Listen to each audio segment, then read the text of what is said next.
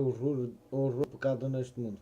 O massacre das crianças em Belém, ordenada por Herodes, é na realidade uma tentativa de Satanás para matar o menino Messias. Por que razão estas crianças inocentes tiveram de ser mortas? E o que dizer dos pais traumatizados que ficaram sem os seus filhos? Simplesmente não há uma explicação satisfatória para esse tipo de atrocidade horrível, excepto contemplar pela fé as coisas que não podemos ver e aceitar as coisas que não podemos compreender. Sabemos que Deus irá retificar todas as coisas. Somos bombardeados de todos os lados e de todos os ângulos por todos os tipos de meios de comunicação e de tecnologia. Computadores e outros aparelhos trazem até à palma da nossa mão, até a nossa secretária e a nossa sala de estar em tempo real as notícias horríveis sobre a morte e a destruição que acontecem neste mundo. É interessante o modo como a sobreexposição ao sofrimento humano global nos pode desensibilizar para o sofrimento que ocorre agora mesmo ao nosso redor. Pode-se utilizar essa oportunidade para discutir com a unidade de ação os efeitos subtis dos meios de comunicação na nossa vida cotidiana. Um artigo do jornal recente sugere que provavelmente 4% dos presos que receberam a condenação à pena de morte nos Estados Unidos foram condenados injustamente. Embora apenas 1,6% tenha sido ilibado, o que significa que os outros 2,4% foram executados injustamente. Considere, por exemplo, a história de um homem do Texas, nos Estados Unidos, que foi acusado de assassinar a sua esposa.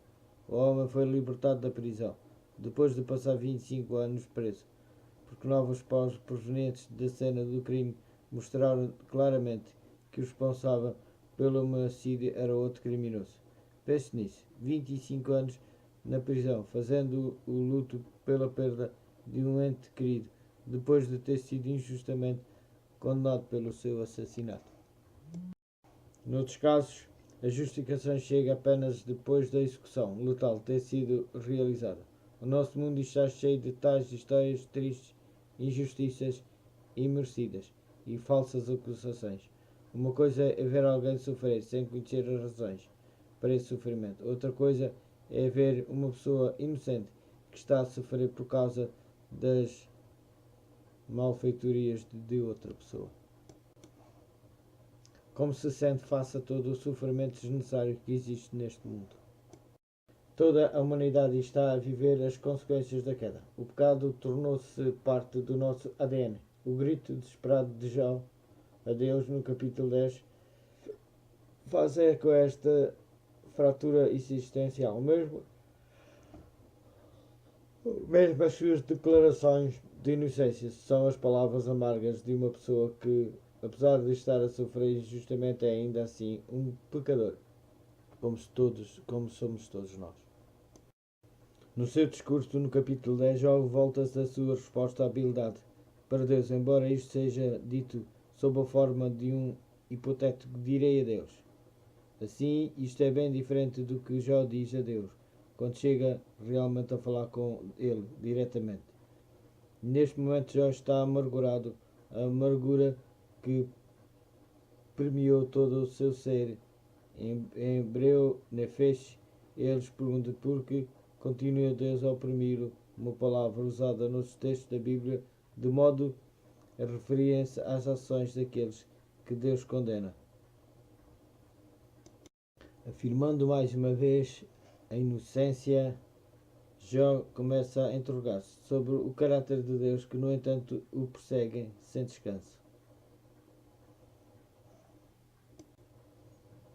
Pense nisto. Já alguma vez imaginou que poderia dizer a uma pessoa importante num momento específico de tragédia? O que diria a Deus? A pessoa mais importante de todas, de todo o universo. Tanto o Velho como o Novo Testamento são claros acerca da natureza pecaminosa da humanidade. Paulo, em Romanos, cita, pelo menos 8 vezes diretamente, o Antigo Testamento, sobretudo do livro dos Salmos, profundamente na evidência do Antigo Testamento, a sua teologia sobre a natureza pecaminosa da humanidade. Deus criou Adão e Eva à sua imagem, mas com a queda, a imagem de Deus refletida no primeiro casal humano foi desfigurada e todos os seus descendentes partilham a natureza caída, sendo nascidos com fraquezas e tendências para pecar. Embora não tenhamos participado do pecado de Adão, nem o tenhamos herdado como é definido na doutrina do pecado original, que teve a sua origem no pensamento de Agostinho e que em grande medida se tornou na doutrina da Igreja Católica. A verdade é que herdamos a tendência para pecar e assim nascemos num estado de corrupção. É nisto que Cristo era diferente de nós. Embora ele tenha nascido com o estado degradado da humanidade, não nasceu com uma proporção para pecar. No interior do fluxo sem fim do pecado e do sofrimento humano, não importa se este sofrimento é inocente ou auto-infligido. Há apenas uma perspectiva que nos ajuda a lidar com estas coisas. E essa perspectiva é a perspectiva da fé, segundo a definição bíblica de fé apresentada em Hebreus. A fé vem para além da realidade imediata e iminente. Apoderamos-nos da realidade distante e transcendente do futuro. Reino de Deus, onde todas as lágrimas serão enxugadas e onde não haverá mais sofrimento, nem morte, nem dor.